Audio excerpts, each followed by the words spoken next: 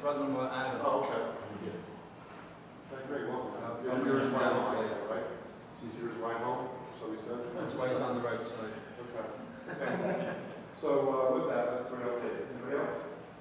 So I was really extremely pleased to be able to grab David. And then, oh, I guess one of the, I'll introduce you. I'm going to break the video. So I was referred to David by our friends at the New York Club. He spoke at the New York Club.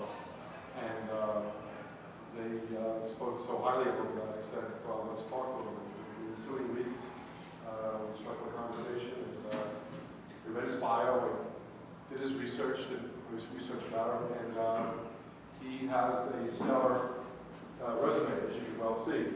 So he's part of the NSC, and I wanted to talk all about that. Can you do that for us, please? National Security Council, everything that you can look. It's all top secret, of course, right? Well, I don't. You want me to? Well, yeah, come on up. We've published your intro a number of times, so we can do a taping later if you want. But tell us about the NSC before you start talking. Well, I, in all candor, I don't think it would be quite accurate for me to say that I am part of the NSC.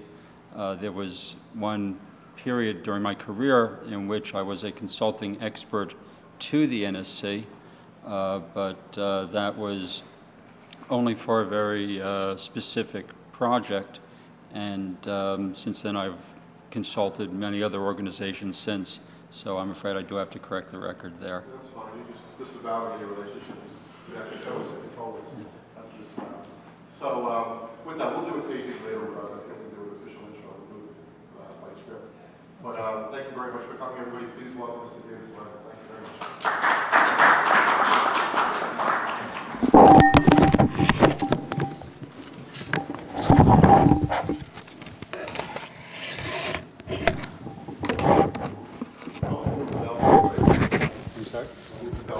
And what's this thing? Is that you? Yeah.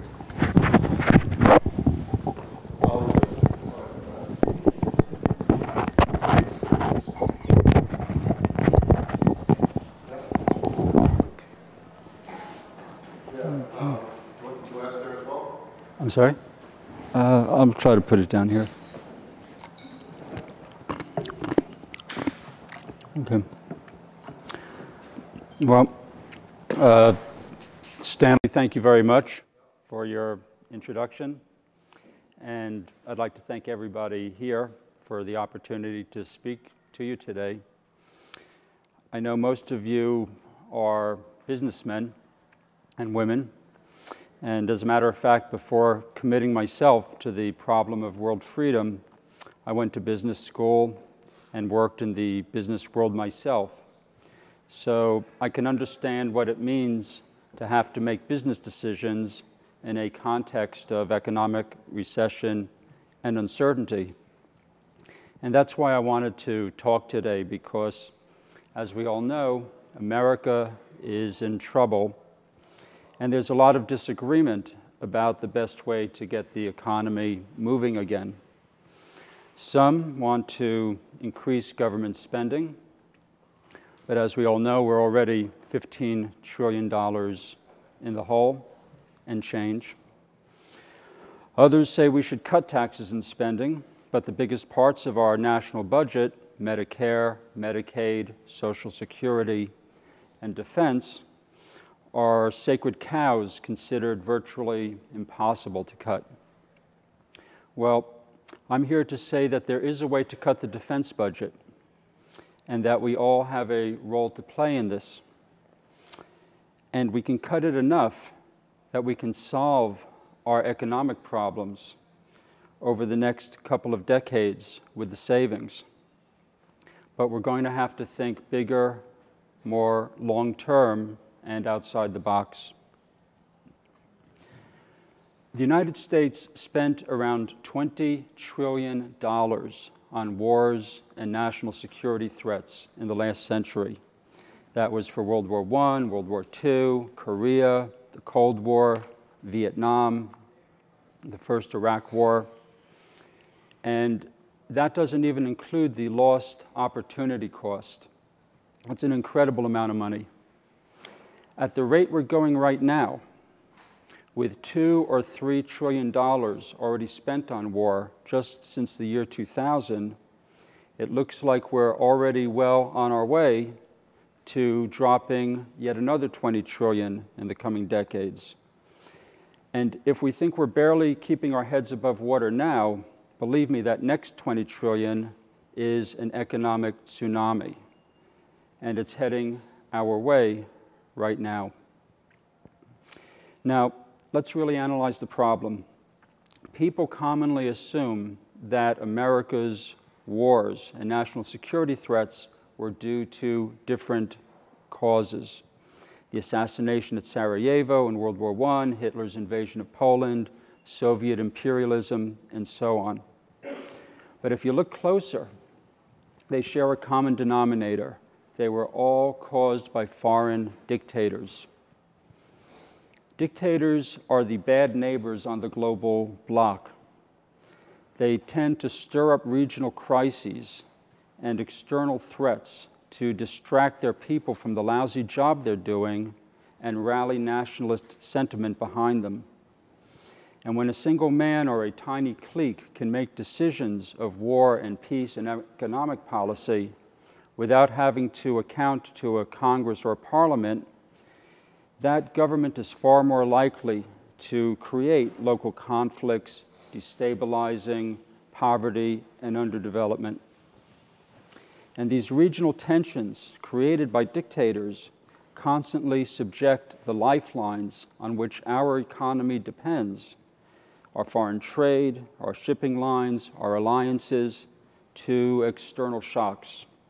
And mounting responses to these shocks, to these political and commercial risks, costs an unbelievable amount in money and sometimes even in lives. Hitler, of course, is a famous example of this. But there have been lots of others.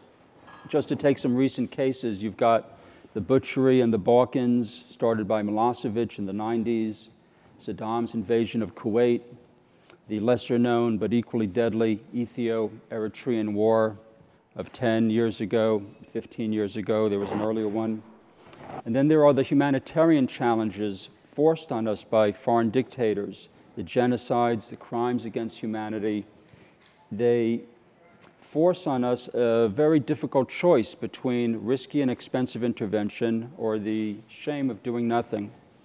So finally, even though these dictators didn't set out to threaten us, sooner or later everybody looks to America to protect some small country that's the victim of aggression, to keep the sea lanes open, to send humanitarian aid, deal with the refugees, and generally pick up the mess that some little megalomaniac somewhere has created.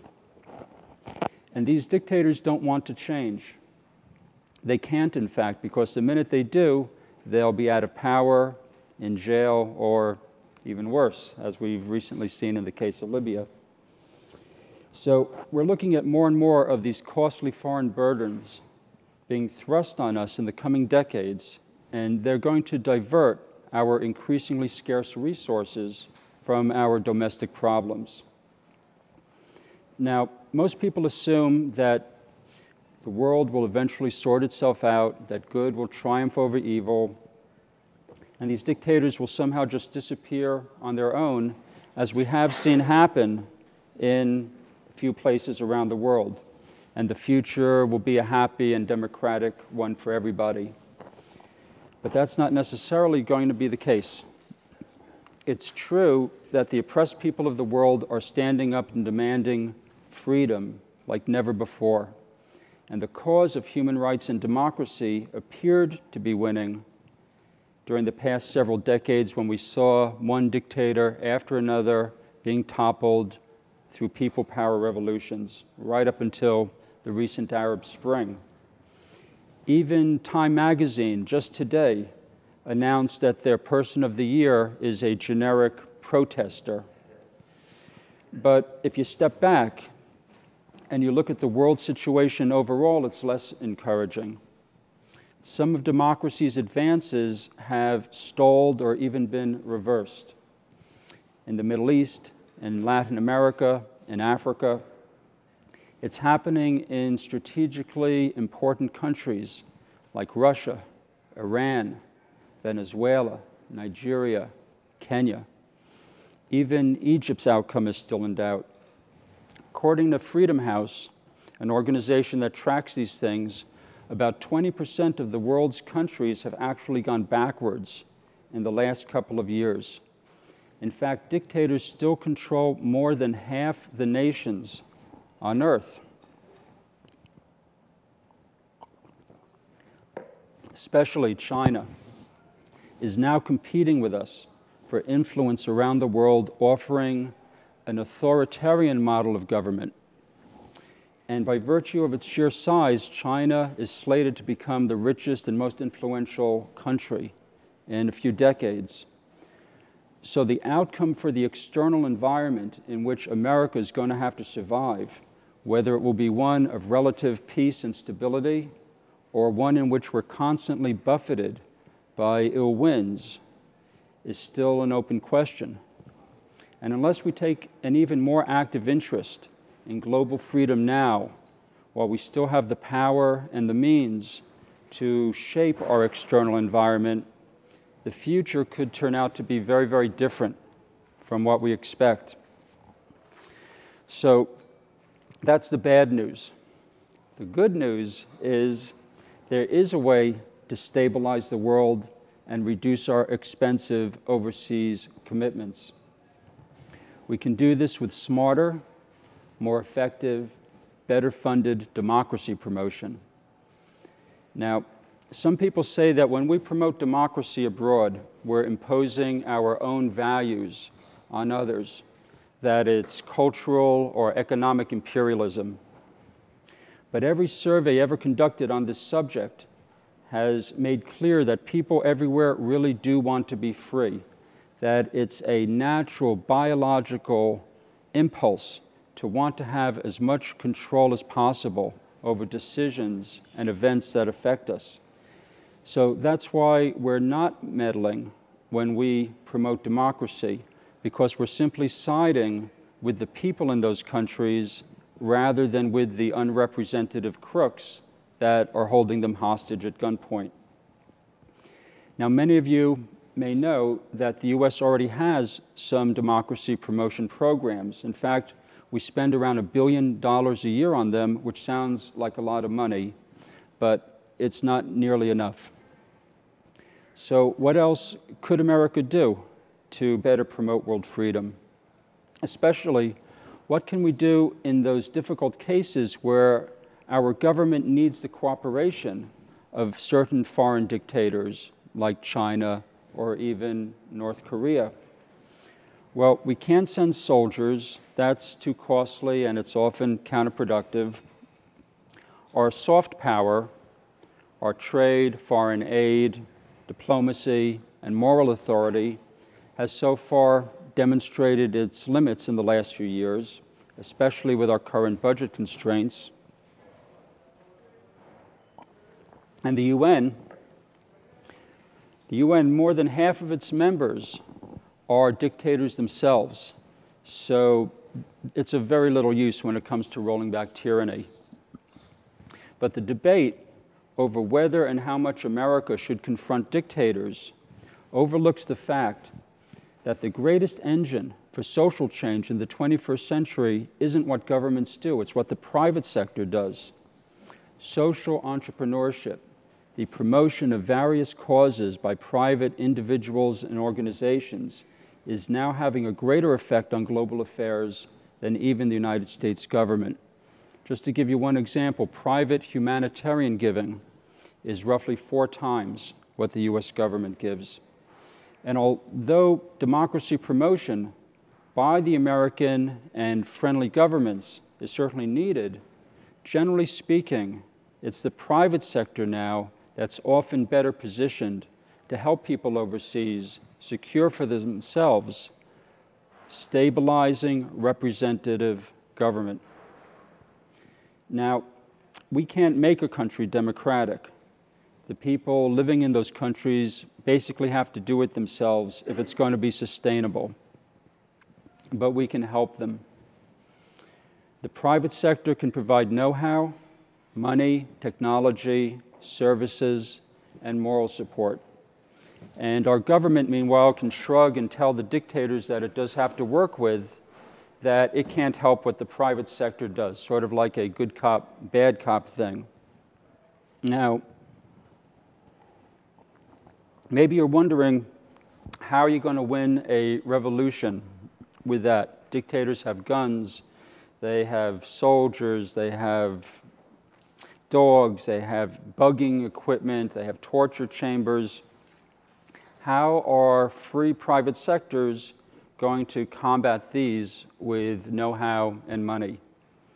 Well, if you look at history, technology can sometimes be a game changer. And I'm not saying we can eliminate dictatorship altogether, but there is a technology that has the potential to help us avoid spending a lot of that next 20 trillion. It's a kind of software, actually. It hasn't always worked, but it has proven effective many, many times throughout history and around the world. And it is deployable by the private sector. It's the science of nonviolence and the communications technologies that go along with it, such as the internet, social media, texting, and so on. Nonviolence is often misunderstood as passively accepting whatever punishment one's oppressor wants to dish out until he starts feeling sorry for you and has a change of heart. It's also sometimes associated with some of its more dramatic manifestations that we see on TV, the people power demonstrations and rallies. But that's not really what nonviolence is all about. Nonviolence is a form of psychological and economic warfare. You see, dictators rely on a limited number of pillars of support to maintain their hold on power. They have the army, they have the police, they have the bureaucracy, they have foreign support, they have money, they have moral authority. They control the media. And very often, in these authoritarian countries, it's the people themselves who unwittingly prop up these pillars of support by obeying the dictatorship, paying taxes to it, and working for it. And nonviolence teaches oppressed people to recognize the role that they're playing in their own oppression and provides them with techniques they can use to remove the support until the dictatorship collapses. Just to give you some examples of cases where nonviolence has effectively brought freedom to people. You've got India with Mohandas Gandhi. You've got Poland, where the Solidarity movement got rid of a communist dictatorship. You've got South Africa. You've got the Philippines, where people power revolution overthrew Ferdinand Marcos. There was the overthrow of Pinochet in Chile, the Argentinian junta, Baby Doc Duvalier, Serbia, Ukraine, and of course our own civil rights movement in the 1960s. And there's others, all done with a minimum of violence. Now, nonviolence isn't a magic wand. People using it are sometimes hurt, imprisoned, or even killed by the dictators they oppose. And that's not to say that there isn't sometimes a need for armed intervention and especially deterrence in this world.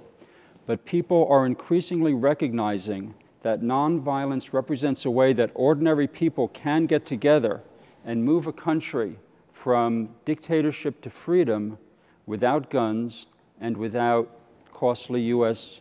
military intervention. The know-how has matured with practice, and it's now often applied for a fraction of what war would cost to achieve the same goal. But democracy promotion and nonviolence, despite their proven ability to deliver more bang for the buck than war, are still grossly underfunded. Over and over, I've worked with foreign democracy groups and seen how the lack of resources holds them back. I've seen an Ethiopian uprising that could have saved 1 million lives and stabilized a very dangerous region fizzle instead because of a lack of just a few $1 million to sustain strikers and protesters. I've seen brilliant Chinese democracy leaders abandoned the struggle because they had to make a living. Groups like these need money for nonviolence training. They need salaries for their leaders and their staff. They need counter-jamming technology to broadcast their messages over radio. They need money for secure communications or feeding people during mass people power actions when everybody's got to go into the street for a few weeks. So to the extent that our government can do more, these organizations need you to tell your representatives that this is one area where a little investment can pay huge dividends. But the private sector's got to recognize its own financial interest in this issue too, and step up its donations of money, skills, services, and supplies. We have to coordinate better with the democracy promotion activities in other countries and turn this thing into a real global revolutionary movement and regain the momentum that was lost in the last few years. Now, a free world isn't going to solve all our problems. Tensions over nationalism, ethnicity, and resources will continue to dominate our planet for the foreseeable future. There's still going to be disease and poverty, but the freer the world is, the more likely it is that these tensions can be resolved peacefully. We'll finally have an effective UN, and a free world won't end terrorism, but it will help drain the swamp of poverty and injustice that feeds it. With stability and economic development slowly replacing war around the world, we'll have stronger foreign markets for our goods and our services. This will grow jobs here at home and help our economy tremendously. We'll be able to reallocate resources to productive uses that can benefit all mankind. And there's also the small matter, of course, of unleashing the planet's human and creative potential. The greatest benefit, of course, will be the decrease in human suffering. Fewer hungry orphans, fewer grieving families, fewer amputated and wounded veterans. As I watch the renewed prestige that the authoritarian model of government is getting around the world these days, it reminds me of what I read about the 1930s when we watched fascism spread and did nothing because we thought our own interests were not affected. And then all of a sudden, it was almost too late, and then we were in a lot of trouble. And now that the responsibility for the future of the world is up to our generation, maybe that's a lesson that we ought to carefully consider, because we still have a window of opportunity in which we can dispel the darkness of authoritarianism with the light of human rights and freedom, not arrogantly or recklessly, but in a quiet, determined, and especially a sustained way. But we'd better do it soon before that window closes. Otherwise, it could become a lot more difficult. The dictators appear powerful, but the real power in those countries lies latently in their oppressed populations. And if we, using democracy promotion, can effectively link up with the oppressed people of the world, together we will make an unstoppable combination. So democracy promotion, both in human and financial terms, offers an excellent risk-reward ratio.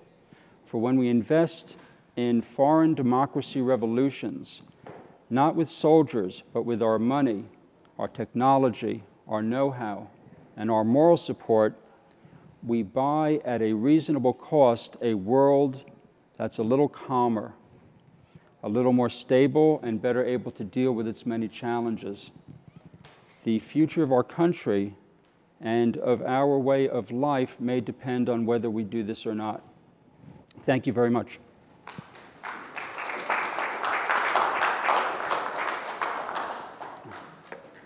That was fantastic. Please stay at the podium. We have a Q&A session. Sure. Please. I have a question for you. In terms of the private sector, I'm sorry, I can't hear you. In terms of private sector, Right. we're talking about our private sector, correct? The private sector of the United States and other free countries. We all have to link up, and everybody's got to pitch in and coordinate to do more. So it seems to me that I'm under the assumption that a lot of these countries that are threats, like China and some of the ones in the Middle East, is that we're giving them a lot of power because our private sector is heavily invested in them. So when you talk about the Middle East, you talk about oil, you know, China, you talk about all the products that basically are made around the world are made in China, from my understanding. Wouldn't it be a good idea to have programs where the private sector is motivated to invest in other areas of the world that aren't a danger to America? I'm sorry, that aren't? That aren't endangered, that aren't a threat to America? Well, certainly, I think it's a good idea to have incentives created linking investment to democratization. And our government already does provide some. The other side of that question, of course, is how is the private sector going to support democratization when it already has financial investments in some of these difficult countries? And all I can say is people have to try to think a little more long-term and realize that global stability is worth investing in. And sometimes you have to make some financial sacrifices in the short term for the longer one. And many corporations, of course, don't think beyond, the next quarter. But I believe that there are many in the private sector, if not in corporations, in other types of organizations who are capable of mobilizing. So even if the corporations themselves can't always step up or step up publicly, A, they can give money covertly, or B, the people of the world themselves. Power is becoming increasingly decentralized. And with modern technology, it's possible for people themselves to all link up and form our own organizations for achieving this. But to answer your question, yes, absolutely. The more incentives for investment in democratizing countries, the better. And not only do we have to try to bring investment there, but we have to help shelter emerging democracies and provide them with private support to see that the rule of law and human rights are put into practice on a permanent basis. There's a lot of talk today about the question of whether Israel should go in and take out Iran's nuclear capabilities. The specter of Iran having nuclear warheads is large. So how do you weigh in on that? Is preempt this better now, or just wait and hope for the best? Well, that question is a little bit outside of my expertise. I strongly suspect that the answer depends on information to which we do not have access. It would depend entirely on military analyses, on intelligence analyses, as to our true capability to reach the targets and then to defend against the backlash that it would create.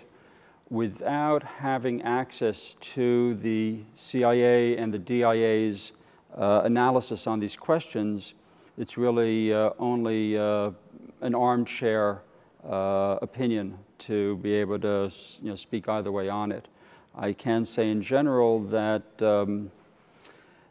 certainly a nuclear-armed Iran is not, very desirable outcome. Todd? Thanks, Stan. I like the question, and I like the fact that you said "our" when answering the question, which was actually about Israel.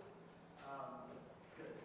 But the real question is, I actually just wanted you to expand upon what you didn't expand upon earlier, as far as what did you exactly do in Haiti? Was it Haiti?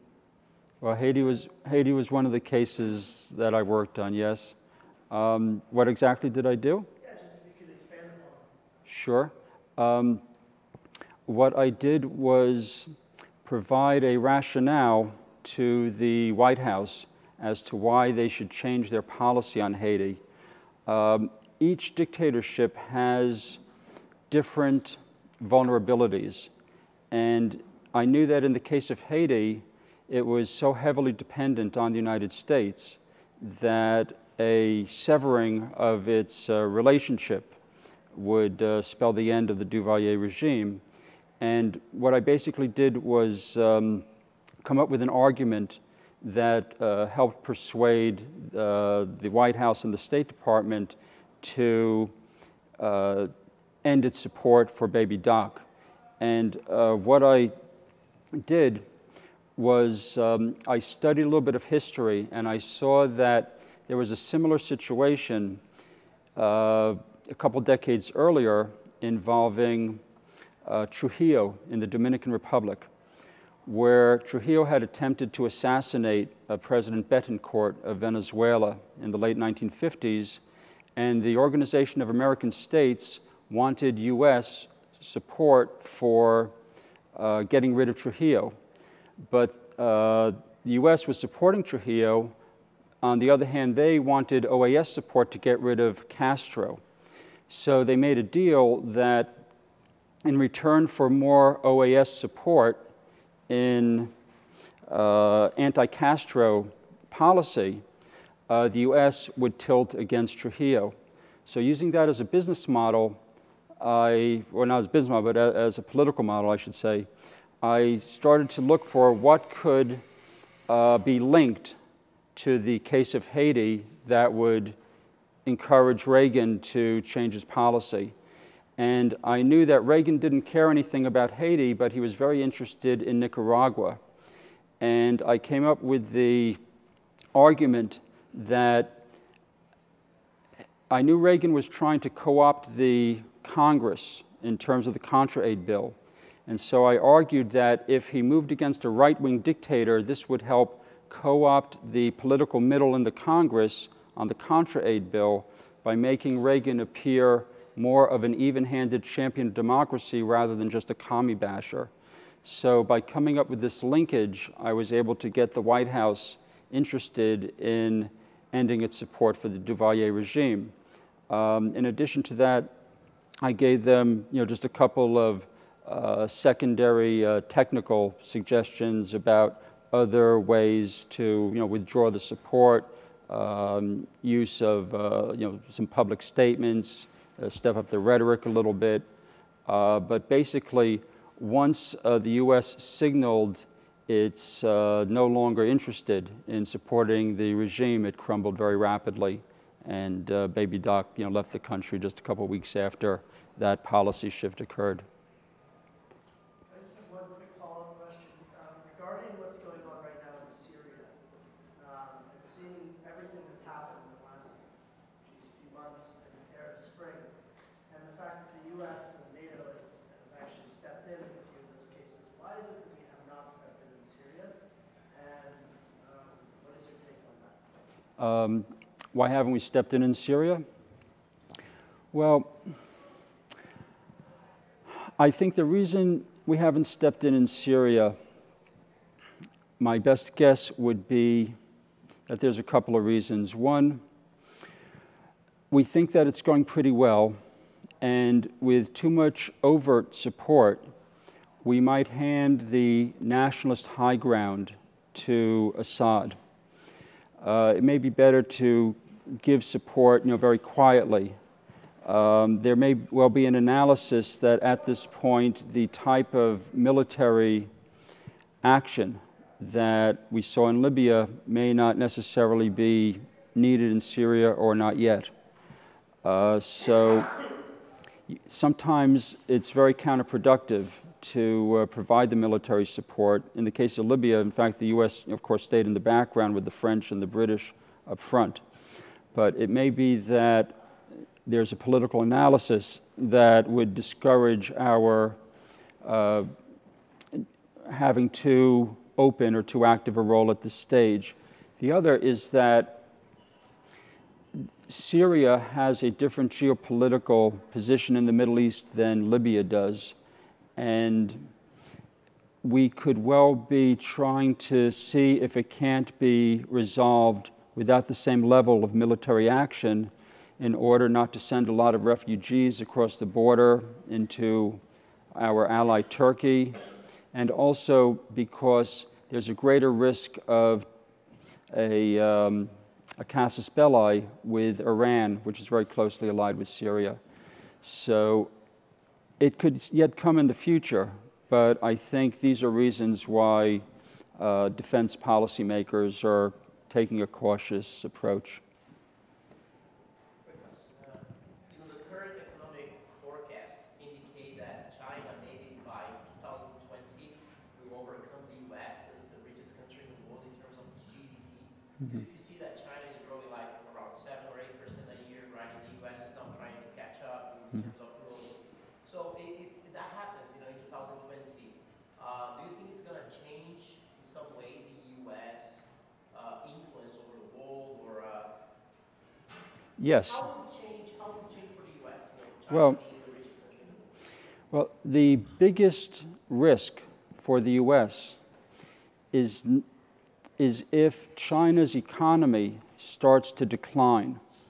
Given the tendency of dictators to stir up local crises, if China's economy suddenly has serious problems and its leadership has to shore up their legitimacy, there's a very high risk that they could start up with Taiwan and create a conflict into which the United States is drawn.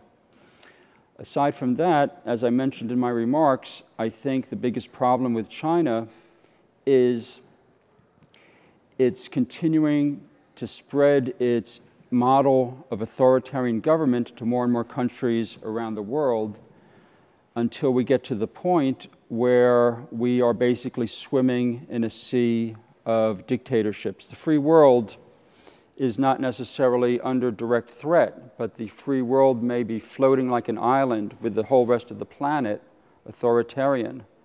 And given, as I say, that authoritarian government is destabilizing, that could create a series of destabilizing events all around the world that will constantly affect our lifelines.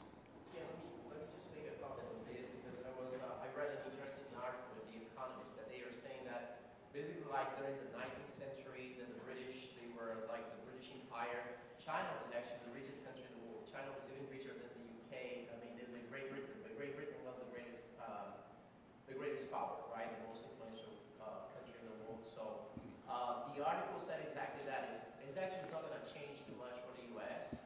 because it always, the history shows exactly that and all that. China, for example, had this economic power, but they didn't have like the military power, the technological power, or the influential power, cultural power, social power, etc., etc.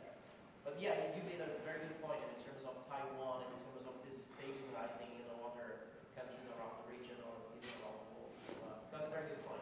Not only Taiwan, but there are other possible flashpoints in Asia between China and Vietnam and Philippines, Korea, Japan, different islands over there that could also become a source of conflict. As a follow-up, isn't the double-edged side of that sword that if the economy does slow down and there is tension, that in fact that could be an impetus for the population to, yearn for this democracy and in fact a good thing over the long term, as we're talking? Yes, that is a countervailing trend. If the Chinese economy does go down, people will be unhappy. When people are unhappy, they want more say in what's going on, especially by that time, the most influential generation will be the children of the Cultural Revolution who tended to be born into one-child families and are kind of spoiled a little bit and have grown up with some limited exposure to ideas of representative government. But what happens is when you get dictators facing those sorts of pressures, you have a very dangerous period in which the dictators need to distract people from their unhappiness, and the dictators need to shore up or buttress their legitimacy. And that indeed is exactly the time when there is a much higher risk of some sort of conflagration. Mr. Simon, on behalf of the club, I want to thank you. Thank you.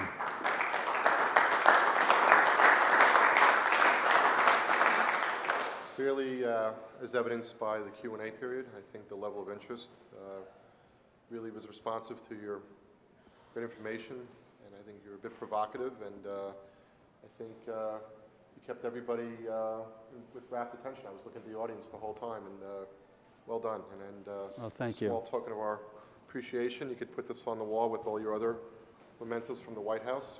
Well, thank you very much. I appreciate it very much, and it was a great pleasure to come here and speak to all of you today. Absolutely. Mr. Steinman will be around for comments after, so please reach out to him. Thank you very much. All right, thank you. Yeah. Oh, my mic. I gotta take my mic. He's telling me to take this. Yeah, but we'll tape a proper intro. That's why I winged it. Somebody who wants to be on camera is Tom Rudy. Everybody, please, before...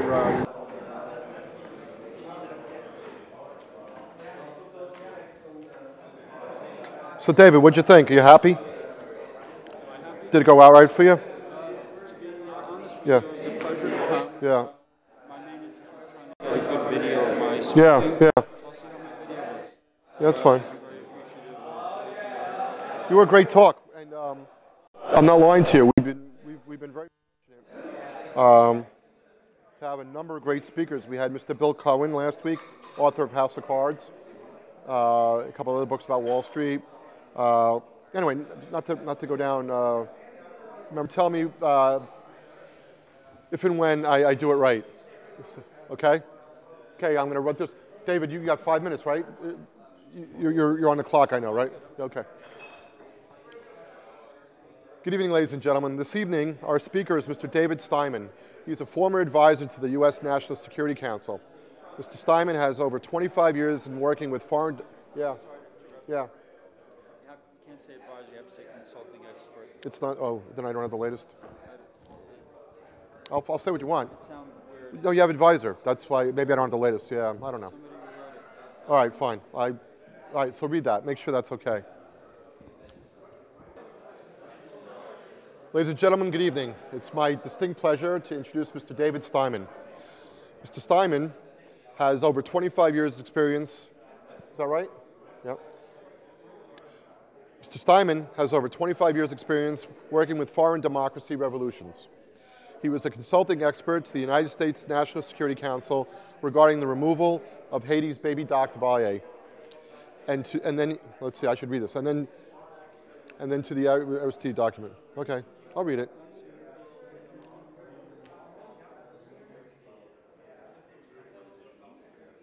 Does not sound right? Yeah, that's okay. There should be a sentence or two under that. It might be an older version. Is this satisfactory? Can I type in a sentence? I'm sorry. Am I holding you up? No. Go ahead.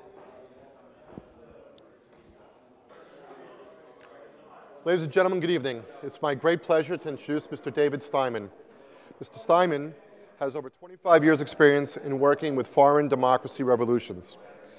He was a consulting expert to the United States National Security Council regarding the removal of Haiti's baby Dr. Vallier and the exiled Aristide government. Mr. Steinman assisted anti-communist resistance movements in Southeast Asia and the United States Council for World Freedom. And with the, well, I'll just tape that. Mr. Steinman assisted anti-communist resistance movement. Mr. Steinman assisted anti-communist resistant movements in Southeast Asia with the United States Council for World Freedom. See, it's, oh, there's an and. See, we're missing a word here.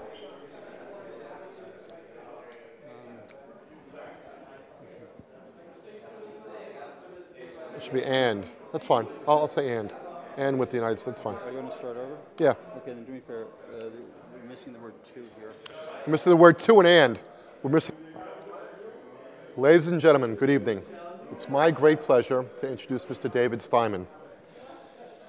David Steinman has 25 years' experience working with foreign democracy revolutions. He was a consulting expert to the United States National Security Council regarding the removal of Haiti's Baby Doc Duvalier and the exiled Aristide government. Oh, and to the... If you got to, it means that I consulted them on removing the exiled Aristide government. Okay. I'm sorry. No problem. To means 2 letters. Take 3. Ladies and gentlemen, good evening.